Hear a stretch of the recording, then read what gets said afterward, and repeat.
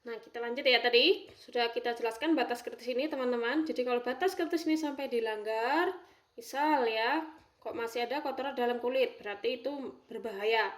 Maka harus segera dilakukan tindakan koreksi ya. Atau mungkin jaminan supplier ya. Ternyata suppliernya memberikan surat jaminannya itu sama nilainya tidak negatif, maka berarti adalah tindakan menjadi hal yang berbahaya sehingga harus masuk ke tindakan koreksi gitu ya. Nah, untuk monitoring di sini seperti yang sudah dijelaskan sebelumnya harus menjawab 5 pertanyaan ya. Apa, bagaimana, di mana, siapa, dan kapan. Jadi misal penerimaan telur. Apa yang harus dicek ketika di penerimaan telur? Oke, permukaan kulit telur. Karena kenapa? Karena batas kritisnya tadi disebutkan tidak boleh ada kotoran di permukaan kulit telur, sehingga yang dimonitor adalah permukaan kulit telur. Kemudian batas kritisnya adalah harus ada jaminan supplier. Sehingga ketika monitoring, apa yang harus dicek? Yakni sertifikat analisa dari supplier. Nah, bagaimana cara memonitoringnya? Ya, kalau untuk kotorannya ada di kulit telur, maka harus dilakukan pemeriksaan secara visual. Sedangkan untuk jaminan supplier, maka harus dicek jaminan suppliernya, harus dicek suratnya ya. Di mana kita melakukan monitoring? Ya di tempat penerimaan telur, karena memang CCP-nya tadi di penerimaan telur. Siapa yang harus melakukan monitoring? Yakni personel penerima. Dan kapan akan dilakukan monitoring? Di setiap penerimaan. Ya.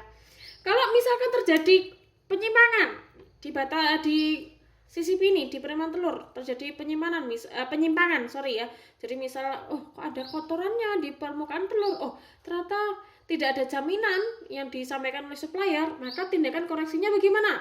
Hubungi kepala QC dan putuskan diterima atau ditolak gitu ya. Kalau untuk yang kalau misalkan tadi ternyata ada kotoran yang menempel di kulit, maka tindakan koreksinya segera hubungi QC, kepala QC, dan diputuskan diterima ditolak dari telur tersebut. Kalau misalnya tidak ada jaminan dari supplier, maka bagaimana tindakan koreksinya? Komplain kepada supplier, gitu ya. Nah, kemudian untuk verifikasinya bagaimana? Harus ada review form penerimaan setiap bulan. Ya, jadi ada review form penerimaan setiap bulan dan dokumentasinya rekaman penerimaan bahan baku. Oke, jadi dari satu CCP tadi sudah jelas ya teman-teman.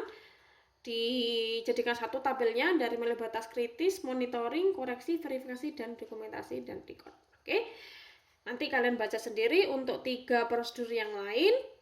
Saya harapkan nanti kalian bisa memahami mandiri. Oke, saya rasa cukup untuk aplikasi dari ke-7 prinsip HACCP.